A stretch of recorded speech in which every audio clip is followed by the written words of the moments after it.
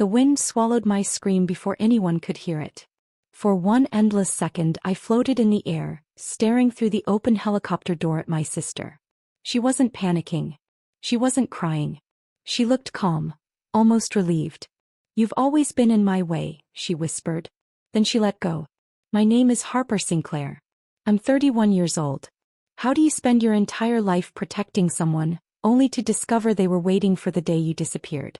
I don't remember the fall. I remember the water. It was so cold that it almost stopped my heart before the truth could break it.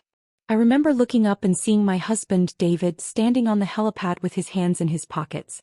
He didn't run toward me. He didn't shout my name. He simply watched like a man making sure a delivery had arrived exactly as planned. 3 weeks later, I stood outside St. Aldric's church wearing a borrowed coat and dark sunglasses, watching my own funeral through the glass doors. Black dresses. White lilies. My sister stood beside my husband, her hand resting comfortably on his arm. $5 million. My company. My life. They hadn't buried a loving wife and sister. They had buried the only witness. A fisherman named Otis found me floating nearly 2 miles down the coast. I was barely alive and had no memory of who I was for 3 days. When my memory returned, I made a choice. I told no one. The world believed Harper Sinclair was dead, and I let them keep believing it. Grief makes people careless. I needed David and my sister to become careless. Hidden behind a stone pillar, I watched every moment of the service.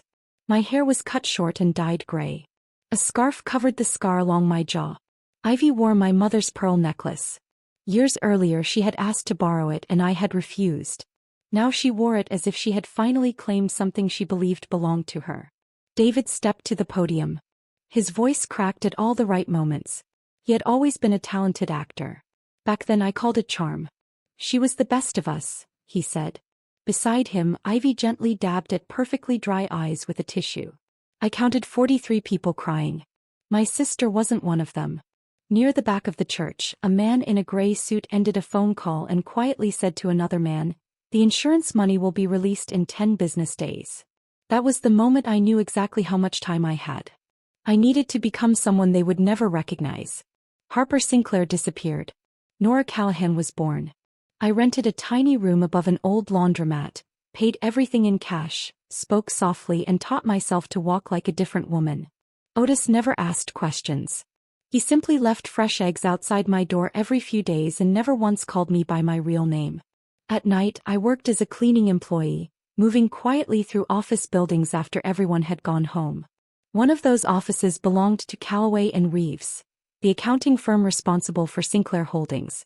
For 2 months I emptied trash cans, cleaned desks and kept my head down. Then I found what I had been waiting for. Inside a crumpled wastebasket was a printed email between David and a man named Preston Vale. A few lines immediately caught my attention. "Double the payout. Accelerate the transfer. Ivy's signature is enough now that she's the majority owner." Majority owner.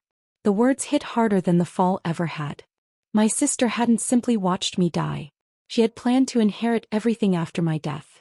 Sitting alone on the office bathroom floor at 2 in the morning, I held the paper with shaking hands. Then I laughed.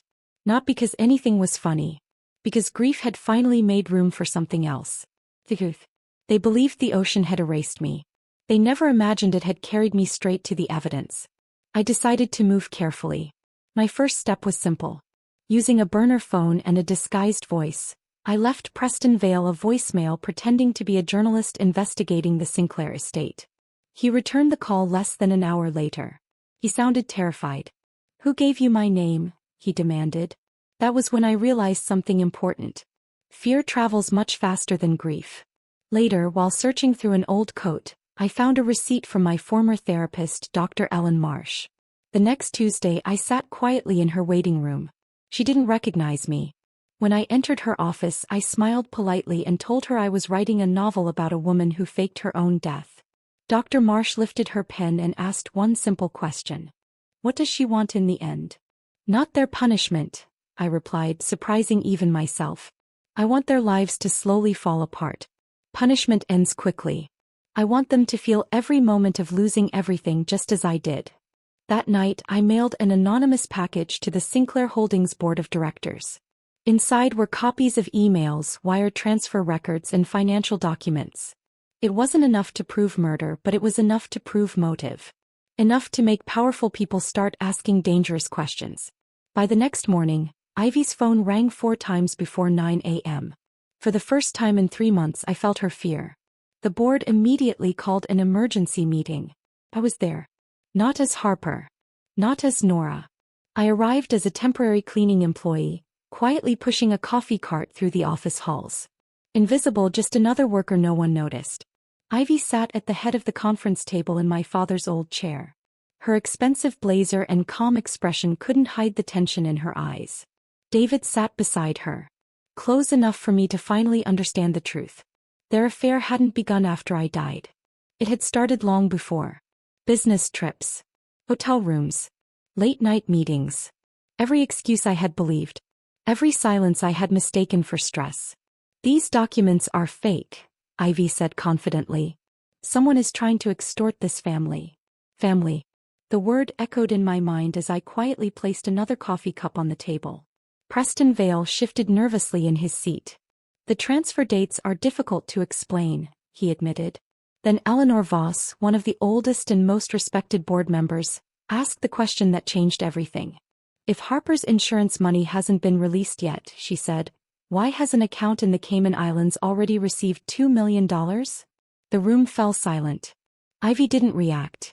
David did. A quick glance. A nervous swallow. A tiny mistake. It was exactly what I needed. Without knowing it, Eleanor became my greatest ally. She had respected my father for decades and trusted no one who gained power too easily. A few days later, I left another anonymous folder in her mailbox. Inside were bank records and a photograph of David and Ivy outside a luxury hotel in the Cayman Islands nearly a year before my so-called accident. They were holding hands. Smiling. Already planning a future without me. Their relationship hadn't started after my death. It had been alive long before it. For the first time since the helicopter, my dreams changed.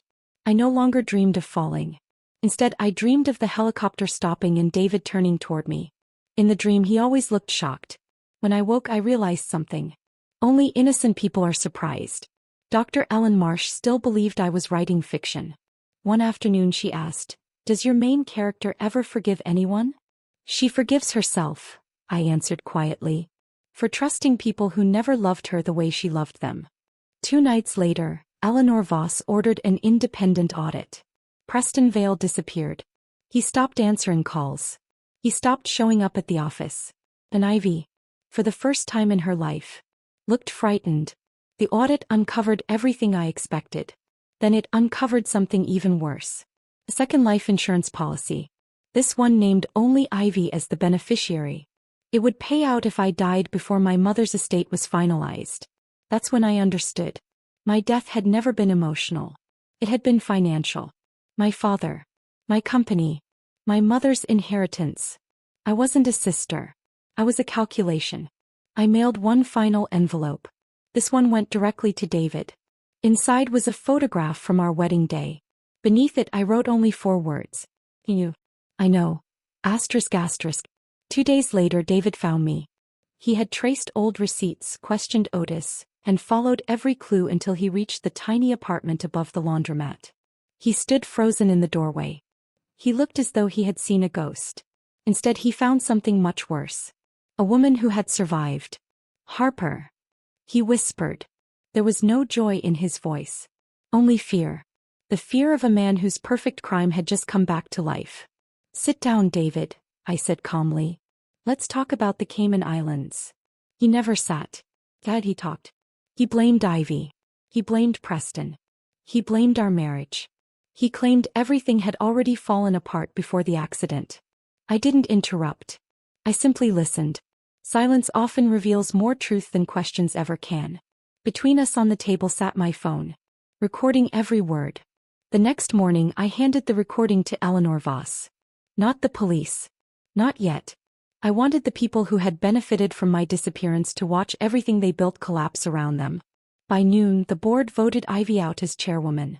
By evening, the district attorney had David's offshore transfers, Preston's emails, and a sworn statement from the woman everyone believed had died.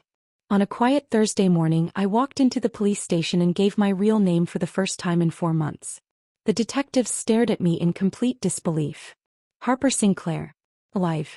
When Ivy was arrested, she didn't cry. She simply looked at me. For the first time, she didn't see an obstacle. She didn't see money. She didn't see an inheritance.